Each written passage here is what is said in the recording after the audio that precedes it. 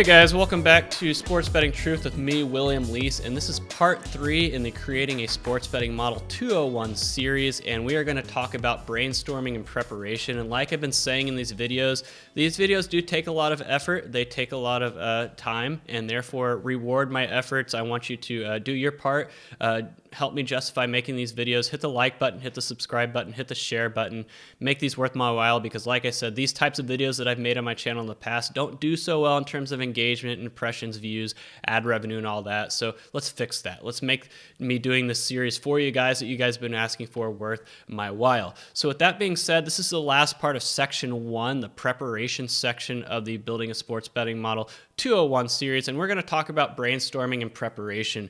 And for those of you who watched the last video about data collection, you saw me say why I did this video, brainstorming and preparation, after the data collection video, and that's because you can only go as far as the data you can collect. The data you're able to collect, the data you're able to obtain is going to be able to influence what you can do. And that's why once you've collected your data and see what you have in store, then you can determine what you want to do with your model and brainstorm ideas. What are you trying to accomplish with this model? Obviously, a lot of you guys are like, I want to bet on games and I want to win money. And if you're doing this to win money, please go watch the reality check video, part 1 of this series. But with that being said, what exactly are you trying to accomplish? I'm going to use my baseball model as an example.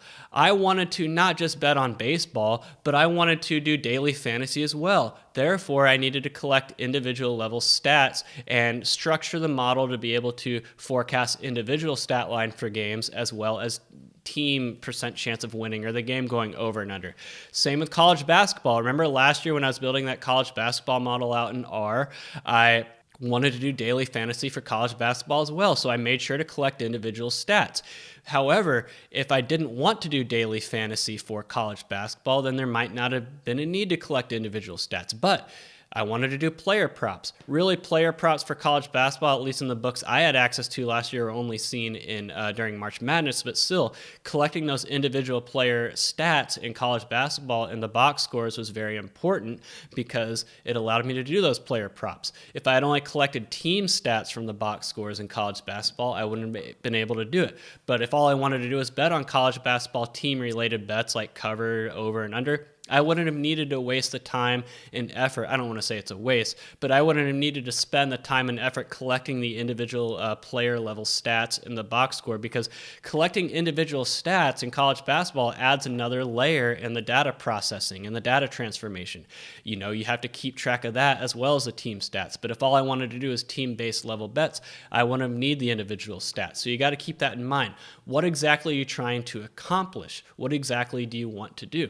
Now, I'm sure a lot of you do want to bet player props, especially in sports like NBA, because player prop markets are a little bit softer, a little bit easier to beat. So it's probably worth it to collect individual level player stats. But just keep in mind, collecting individual stats just means you have more to do, more to process, more to handle. So just keep that in mind. Like Steve Covey in 7 Habits of Highly Effective People said, begin with the end in mind. So once you have your data, you need to say, what do I want my final product to be, and work backward from there.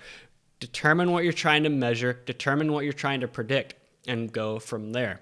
But like I said, you can only go as far as the data you collect. So for example, if you're creating an NFL model and all you really care about is betting spreads, money lines, then you don't really need to track stats like pace, or maybe you could, but there's some stats that just aren't relevant when you're just doing spreads and money lines. But if you're doing totals, then yeah, stats like pace might matter, especially in basketball. So you just got to begin with the end in mind and work from there. And then you have to ask yourself, is the juice worth the squeeze on some of the things you might want to do?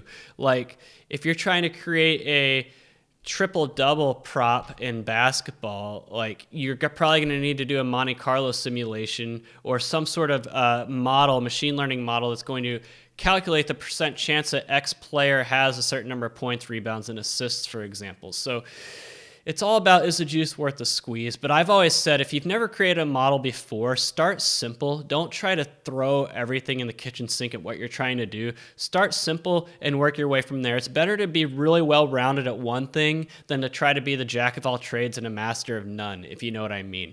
So I've always said, especially if you're new at this, usually you want to start at a sport that's kind of simple, like basketball is a sport that I really recommend that people start off with first, because all you need is box score data. You don't really need play-by-play data or anything like that. And it's very linear. You don't have to worry about things like weather, or you don't have to worry about, things that you can't measure, like the offensive line in football. It's a very good sport to start off with. It's very simple. And start off with something simple like just calculating spreads, calculating final scores, that stuff. Start simple and then add on from there. Then progress. That's what I want to say. Don't try to jump straight to doing complex things right off the bat when you haven't mastered the basics of, predicting a spread, predicting a total, and that type of stuff. And so that's what I have to say. If you're doing this for the first time, basketball is probably the best sport to model, and then go from there. Learn the basics, learn how to do things, learn the ins and outs of day-to-day operations, and see if you like it. Because you don't want to put a lot of stress and effort on yourself on something you don't end up enjoying and don't want to stick to, and then you just wasted all this time. Start simple, work your way from there.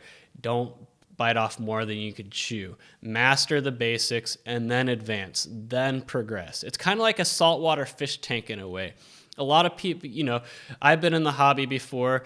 A lot of people want to jump straight to keeping fancy corals and fish and everything when they haven't even mastered how to keep a saltwater fish tank in the first place.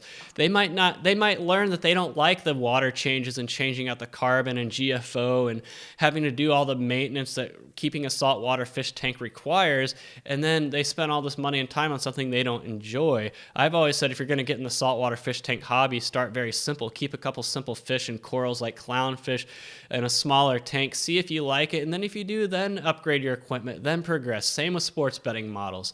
Start simple, master the very basics, and if you like it, then you can continue building onto it and continue going further. Otherwise, don't. Anyway, that wraps up this third and final video in the section 1 of the Creating a Sports Betting Model 201 series, preparation. As you can see, these first 3 videos have been pretty low level, pretty much just me talking into the camera, because you got to lay that foundation. You got to understand what you're getting yourself into, what you're trying to do, what you're trying to accomplish before progressing to the more technical aspects, the more nitty-gritty aspects of building a sports betting model. So I hope you've enjoyed these first 3 videos to kind of set the table for what is to come.